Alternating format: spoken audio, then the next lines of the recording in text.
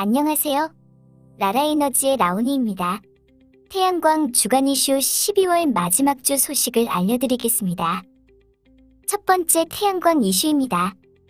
신재생에너지 발전 사업자들이 보다 많은 수익을 얻기 위한 목적으로 생산 전력을 현물 시장에서 팔기 위해 이미 맺은 신재생에너지 공급 의무와 고정가격 계약을 파기하는 것은 불가능한 것으로 나타났습니다.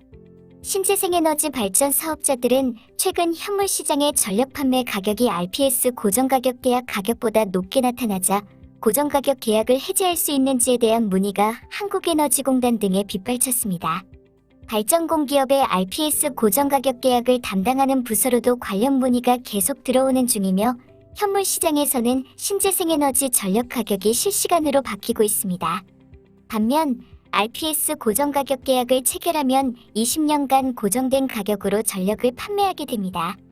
발전공기업들은 RPS 고정가격 계약을 체결하면 가격 등락을 이유로는 해지가 불가능하다는 입장입니다. 20년간 REC를 공급하기로 한 사업자들이 현물시장 가격 급락을 이유로 이탈하게 되면 발전공기업 입장에서는 신재생에너지 공급인증서 수급 계획에 차질이 생길 수 있기 때문입니다. 발전공기업들은 RPS 제도에 따라 발전량의 일부를 신재생에너지 전력으로 채우기 위해 REC를 구매합니다.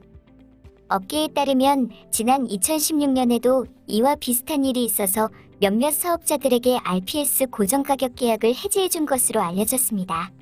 하지만 이번에는 해지가 쉽지 않을 것으로 분석됩니다. 27일 한국수력원자력과 한국남동 남부동서 서부중부발전 등 한국전력 산하 발전 공기업 6사를 취재한 결과 6개사 모두 현물시장 가격이 비싸졌다는 이유로는 고정가격 계약 해지가 불가능한 것으로 나타났습니다. 이들 발전공기업은 사업자들에게 전자계약서와 함께 제공하는 RPS 고정가격 계약 일반 조건에서 가격 등락으로는 해지할 수 없다고 명시해놓고 있습니다. 한 발전공기업의 RPS 고정가격 계약 체결 담당자는 사업자로부터 개통한계 가격이 올랐다는 이유로 RPS 고정가격 계약 해지가 가능하냐는 문의가 많이 오고 있다고 합니다. 또한 발전소에 사고가 있는 등 특정 이유가 아니면 해지는 불가능하며 일반 조건을 보면 해지가 가능한 상황들을 명시하고 있어 이를 참고하면 된다고 덧붙였습니다. 다음은 두 번째 이슈입니다. 2030년까지 재생에너지 발전 비율 30% 달성을 목표로 한 정부의 재생에너지 3030 전략으로 태양광 발전 보급이 빠르게 증가하고 있습니다. 2011년 79메가와트였던 국내 태양광 설비 용량은 2015년 1134메가와트로 늘어나더니 2018년 2367메가와트, 지난해에는 4126메가와트를 기록했습니다. 국내의 태양광 발전소가 본격적으로 조성된 지 15년이 넘어서면서 수명을 다해 버려지는 태양광 모듈도 늘어나고 있습니다. 환경정책평가연구원에 따르면 폐태양광 모듈 발생량은 2023년 9,665톤, 2025년 4,596톤, 2027년 5,778톤에 이를 전망입니다. 정부는 태양광 재활용센터 구축 기반 조성 사업을 2016년 11월부터 지난달까지 총 188억 4,800만 원을 투입해 조성하였습니다. 연간 최대 3,600톤의 폐 모듈을 재활용할 수 있는 태양광 재활용센터는 지난 21일 준공을 하고 시험 가동을 거쳐 내년 초 본격적으로 가동할 예정이라고 합니다.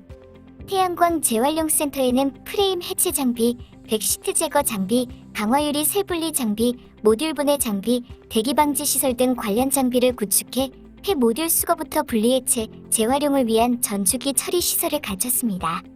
따라서 이러한 장비를 이용해 환경 친화 에너지인 태양광이 배출하는 새로운 환경 폐기물, 폐태양광 모듈을 해체하여 은, 구리, 실리콘 등 유가금속으로 재자원화할 수 있는 상태로 만들 수 있습니다. 태양광 재활용센터에 들어오는 폐 모듈은 먼저 프레임 해체 장비에서 알루미늄 프레임과 정션 박스가 해체됩니다. 폐 모듈 후면 보호 시트를 제거하는 백시트 제거 장비를 통과하면 폐 모듈의 유리와 셀, 그리고 리본, EVA 시트를 분리하는 강화유리 셀 분리 장비를 거칩니다. 산사태 등으로 파손된 폐 모듈은 프레임을 제거한 후 모듈 분해 장비에서 EVA에 열을 가해 유리와 셀 리본 스크랩으로 분리합니다. 분해된 셀이나 EVA 리본 등은 재련소로 보내 은, 구리, 실리콘 등을 추출해 재활용합니다. 또한 유리는 가공하여 단열재나 아스콘 등에 섞어 재활용하고 정션박스 플라스틱도 가공해서 다른 용도로 활용하게 됩니다. 산업부는 2023년 생산자 책임 재활용 제도가 시행되면 민간 기업의 시장 진입이 늘어나 폐모듈 재활용 시장도 활성화할 것으로 기대하고 있습니다. 재활용 산업이 발전하면 태양광 폐모듈을 둘러싼 일각의 환경 문제 우려와 오해도 자연스럽게 해소될 것으로 내다보고 있습니다. 오늘은 12월 마지막 주 태양광 주간 이슈 소식을 알려드렸습니다. 다가오는 2022년에도 라온이는 열심히 새로운 소식 전해드릴게요. 모두 건강하게 다시 만나요. 구독과 좋아요는 라온이에게 힘이 됩니다. 감사합니다.